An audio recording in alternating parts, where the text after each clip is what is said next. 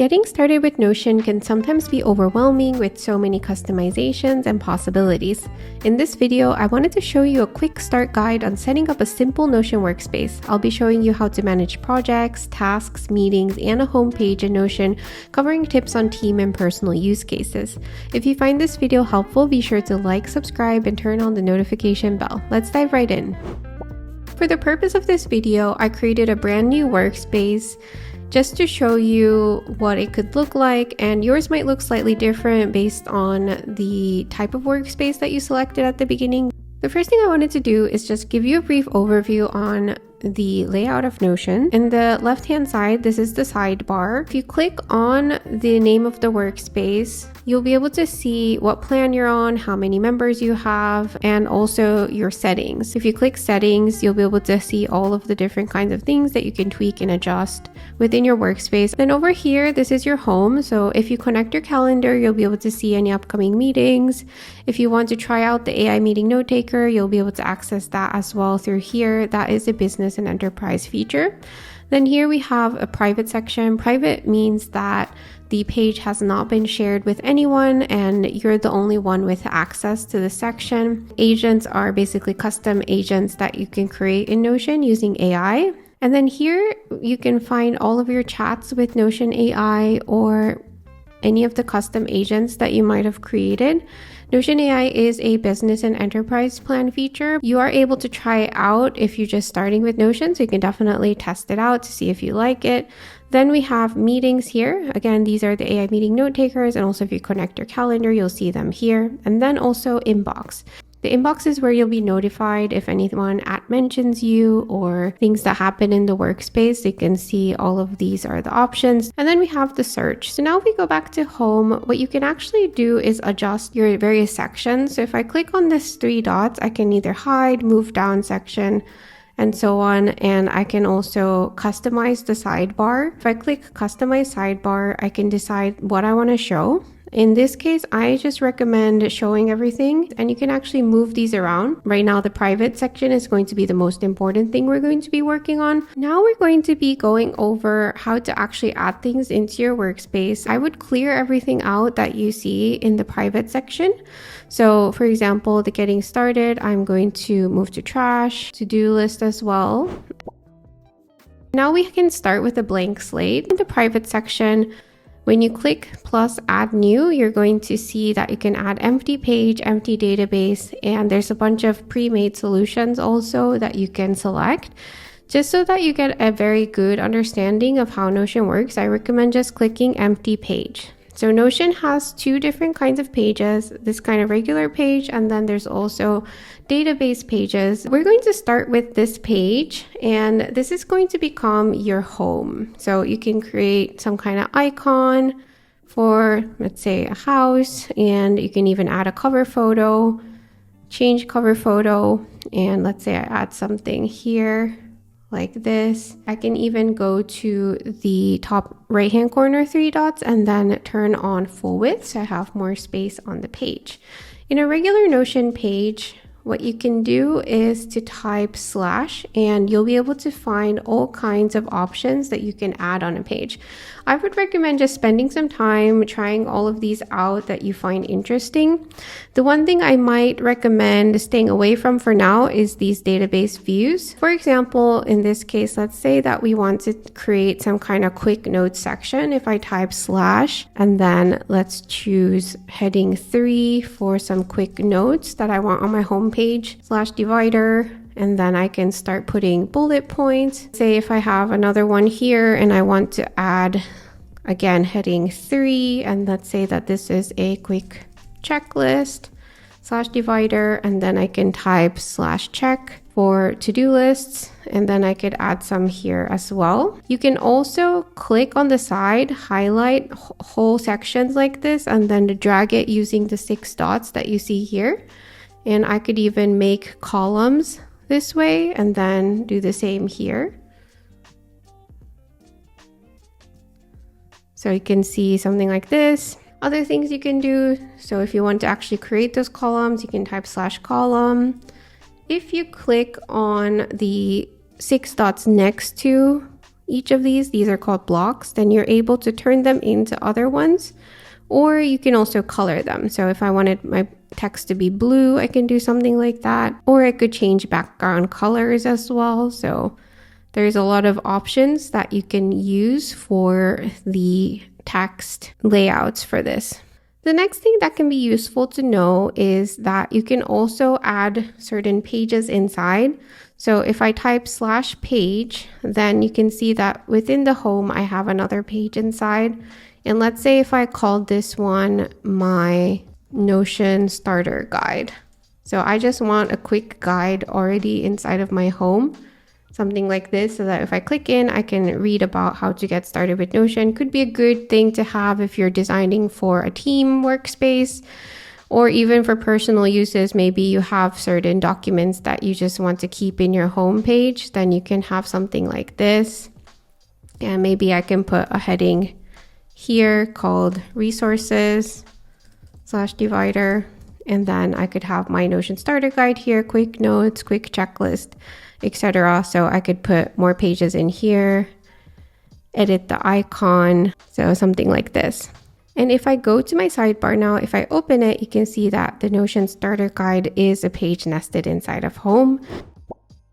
Next, let's go ahead and add a Notion database. Notion's databases are a great way to organize a group of pages. So this is just a regular Notion page, but if you have anything like tasks, projects to manage, meetings, notes, all of these things are best if you can put them into a Notion database. So I'm going to go ahead and click plus add new, and I'm going to choose empty database. For this one, the first one we're going to create is going to be called tasks, and I'm going to add the icon. Let's say it's a check like this, and then I can drag my task under here so that everything looks structured here, so I can see my home, my tasks. The best way to get started with the Notion database would really just be to add an actual task. So let's say that I need to do a client survey. If this is my task, then we can think about what you need in order to organize these tasks. So the first would be if we click add a property, we can choose certain things that we can use in order to organize these pages in a structured way. So let's say I want to know the status of this, so not started. Then if I click plus here, maybe I want to know the due date, so I can click date. And if I click on it, I can change the name, due date. And let's say that's due today. And then I can put another property. If I needed to add like a description, that would be a text property. Maybe a person, if I'm going to start assigning it to people, so I'll put that. Maybe you need files and media and so on. So again, here you can really try different things to see what works for you. I'll just assign it to myself. Now let's say we have another task. Then I can put something else here. So let's say that I need to create a client project proposal, and that's going to be due on the 26th. Again, I can assign it to myself. So by itself like this, you can definitely add your list of tasks. If I open it up, you can see that it's actually just the same as a Notion page. I can again add headings, bulleted lists, descriptions inside, and so on. And I can even add more properties through here if I need to. The next thing that I think is very useful is to now see the tasks in different views. So right now, if let's say that I have this done, everything is just going to be in one whole big list. So I think the better way would be if we could create a duplicate view of this. And let's say that this one are all tasks that are done. And then I will filter it by the status, which is done. Now we only see the done status task. In this one, I can filter it so that the status is to do or in progress. And now I can rename this one as to do. So to do and done. And then if I click here and put it to done, it's going to go to this tab. So that's really a great way to just get started with this, is just to start using it as a task manager. If I click plus here, I can create even more views. So maybe I prefer seeing it in a board view. So now I can see not started, in progress, and done. If you want to actually have these displayed with the different properties, you can click property visibility for due dates, person, for example, and you can really just drag it around.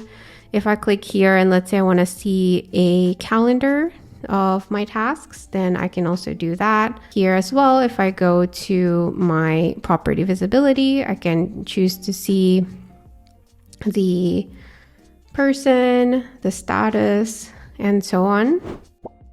Next, let's go ahead and create a projects database. So I'm going to click plus add new, again, empty database. Let's call this one projects. And I'm going to add the icon for that. Let's say I want something like this for folders. And just like with tasks, I recommend actually adding your real projects here. I'm working on a website redesign. Then if I click add property, just like with the other one, I can decide what I need here. So maybe I need the status, which is not started, in progress, or done. If you do want to edit any of these options, you can click edit property to add different ones here or edit the existing ones. If I go to plus add property here, maybe I want to track the dates. So I can rename this to dates, and let's say that it's from here to an end date, going to be like a 1 month-ish thing. I can also add, for example, a person property for who the owner of the project is. Could assign the owner. There's other ones too, like maybe you want to do some kind of category, then I would suggest some kind of multi-select property. So let's say that this is website, and you can actually categorize it. So now that we have a website redesign project here, I would actually recommend this one in some kind of a gallery view. Typically, I like it so I can actually put a picture here. When you open it, you can see all of the properties here. Just like with tasks, you can even type inside over here. And let's go to the settings, layout, and then I'm going to do card preview to be page cover.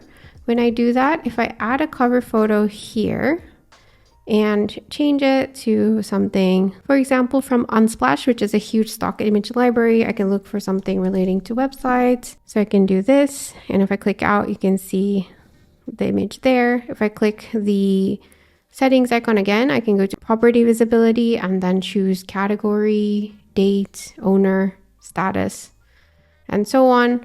And then we can attach filters. Let's say you only want to see not started or in progress ones in this one. And then if I duplicate this, I could see all projects which are done. Just like with the tasks, we can filter it so that it is only done. And then this one, we can call it to do. So we have now tasks, projects, and just like with tasks, you can also add more views as needed. The next thing I'm going to add is going to be a meetings database. So here I'm going to go to this plus sign here, plus add a page.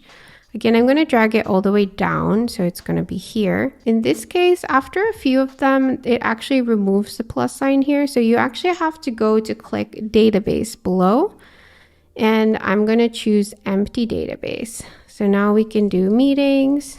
I'm going to add some kind of people. And then here we can, again, add a few items here. So let's say we had a team meeting yesterday. What you would need is probably a date, and you can also add person. So we could say attendees. Maybe if these are internal attendees, then you can actually choose them here. And if you open it, you can either paste in the meeting notes inside or agenda, or go to this blue button over here, click plus new template, call this new meeting, and then /AI to add an AI meeting note taker. So again, this is a business and enterprise feature, but I think this is really useful. You can just start transcribing any meeting when it starts, no matter if it's in person or online, you can just use that. And now that we created this template, I can actually set that as a default for all views in meetings. So now if I click team meeting, I can click new meeting and this pops up over here.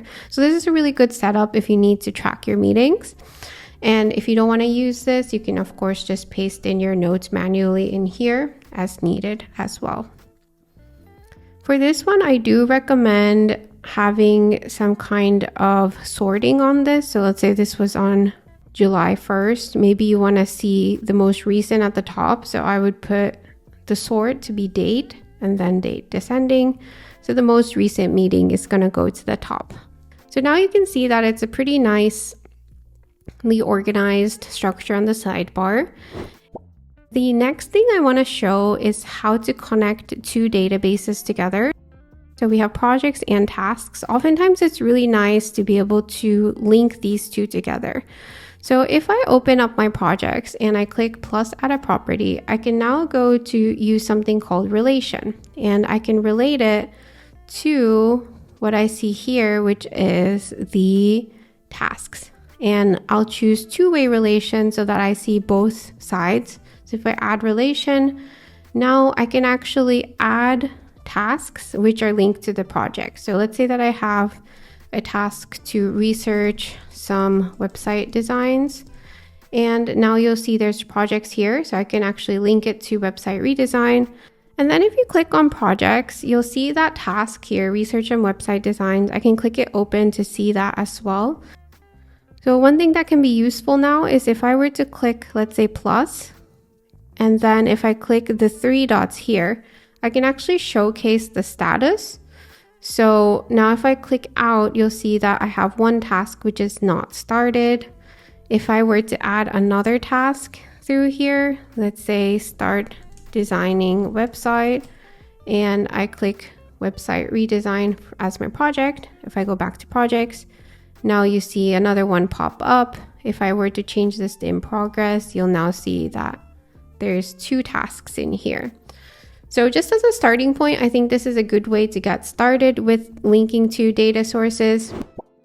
The next thing I recommend is having a section where it's easy to get to the different pages of the sidebar in some kind of navigation style. So if I type /heading 3 here, call this navigation.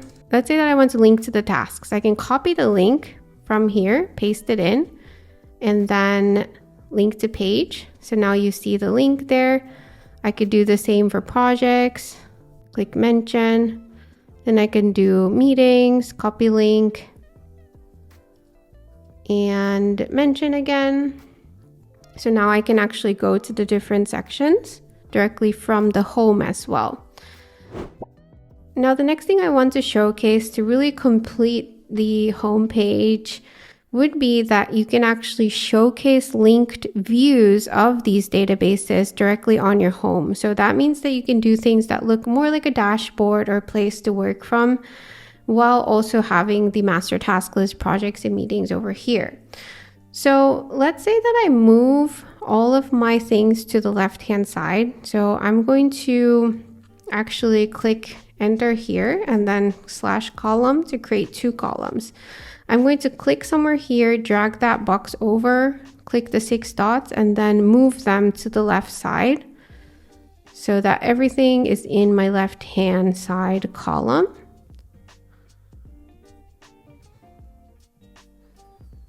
And I'll do the same for the quick checklist. So something like this.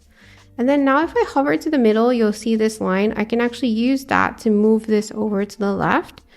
And now what I can do is basically start displaying the databases in the main home view, if that's what I need to do. So let's say that I want to see a calendar view of all the tasks. Then I can type something like /heading 3 task calendar /divider. And then let's say I want to show linked view of data source. And I'm going to choose tasks. And I want to see it in the calendar. And then I'll click the 3 dots next to here, hide title. So basically this is the same view as if I go to my tasks and then the calendar over here. And now I can actually have that displayed in my home page as well, which is really nice. So depending on what kind of information you want to showcase, you can do that. So maybe you want to show your upcoming meetings or something in the home page. You could do something like that instead of showing the whole database here. You can also add new entries from here, and it's going to link back all the way to the actual tasks. So what you see here is just a view that's linked. So if I were to create a new task in here, then if I go to my tasks, you'll be able to see it also here. The next thing I wanted to show, if you want to use this workspace as a team, Then I would recommend adding members here into your workspace if you haven't done so already. One note is that members do cost seats if you're on a paid plan, and if you're on a free plan, you might run into block limits if you don't upgrade. So that's something to consider as you start adding members into your workspace. So if you plan to do that, the best way to set this up instead of in the private section would be to actually create something called a team space. Depending on what you chose at the beginning when you set up your account, you might already have a team space over here. If you don't, then you can click on your account name, go to settings, and where it says team spaces, you can click new team space. So let's say that this is the organized notebook team space. I create that team space and it's going to ask me to invite people in. I'm going to skip that for now. But now if you add people as a member, they're going to automatically join that team space. So I can check in the team space settings and general. So you can see that this is a default team space. So anyone who's a member will automatically have access to this team space. If I want to add members now, what I can do is add them directly to the team space by clicking add member, and then I can start inviting people in. Now by default, you might have something like this, which is the team space home. You can go ahead and move that to trash. And what I would recommend is now move all of your pages into that team space. So we have home, tasks, projects, and meetings, and then now all of your colleagues will have access to all of these pages and can work together in here. If you only plan to work with someone, let's say with meetings, well, then the best way to do that is as a guest access. Guest access, you have unlimited on paid plans, and then you have up to 10 on the Notion free plan. If I click share, and let's say that I invite someone in here, I'm just going to invite them to the page. I can just click invite. So what happens when you add someone as a guest to a page is that now you see the page that was in private move to shared. So that's another way to collaborate with other people. If you plan to have people long term in your workspace and truly work together, they'll have their own private section, all of these things, then I would recommend instead organizing it in a team space like this. So the next thing I wanted to go over is how to add templates into your Notion workspace. I would recommend making sure to log into this account through the browser first. I've logged into my Notion on the browser, so you can now see the same thing over here. And let's say that you've been checking out my website. I'll also leave this link in the description below. If you're interested in any of my premium templates or freebies or courses, you can see all of the catalog items here. But basically, let's say that I want to grab this travel journal Notion template. Then what I can do is once I download it, then it's going to allow me to have a special link that I can duplicate. So if I go to a new tab and paste in that link there for the template, then I can click start with this template, and then it's going to duplicate into my workspace. So now it's going to ask me where I want it. So for now, I could add it to my private section. You'll now see it over here. So if I click here, you'll now see the travel journal show up in my Notion workspace. So if I want to, now I can move it to my team space. If I want to use this as a team, or if it should belong into my private section, I can keep it here. So that's another next step if you want to start looking at some templates to add. But I do recommend creating your own databases first, just so that you understand how Notion works, and then start utilizing templates after that, and then utilizing the AI on top of it if you're interested in that as well. I do have a lot of videos on Notion AI too, so make sure to check my channel for that. Thank you so much for watching. I hope that this gets you started with your Notion workspace. If you're interested in personalized coaching, consultations, premium templates, and my Notion course, be sure to check the link in the description. Let me know if you have any questions or comments, and I hope to see you all in the next video.